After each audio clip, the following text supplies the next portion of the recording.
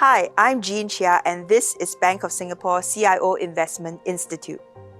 Financial markets have had a very strong year in 2025, despite America's trade shocks and wars in Ukraine and the Middle East.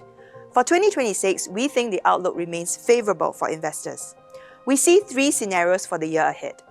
In our base case, we expect growth will stay resilient and financial markets to remain supported. The US continues to avoid recession as tax cuts offset the adverse impact of higher tariffs. And while inflation is set to stay above the Federal Reserve's 2% target, limiting further interest rate cuts, America's real interest rates should remain low. Similarly, Europe and Asia are likely to stay resilient. Eurozone GDP should keep expanding above 1% in 2026, and China's growth should be close to Beijing's 5% target again. Fiscal stimulus should counter higher trade barriers, ending Germany's long stagnation since the pandemic and helping China's property markets stabilize at last.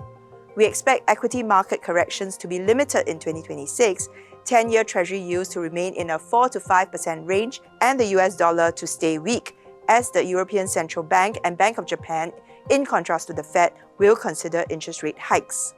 Emerging markets will benefit from solid global growth, and gold will still rally on geopolitical uncertainty. In our bull case, the AI boom allows US growth to re-accelerate to 3%, while inflation returns to 2% as trade wars ease, enabling a new Fed chair to make sustained interest rate cuts. European and Asian growth would also rebound as trade tensions dissipate, and financial markets would likely be euphoric. Finally, our bear case sees the US in recession, as trade wars lift unemployment to 5% while core inflation exceeds 3%, forcing the Fed to keep interest rates high. Trade wars would also make Europe and China's growth stagnate and financial markets fall globally. But we see a low chance of recession in the new year.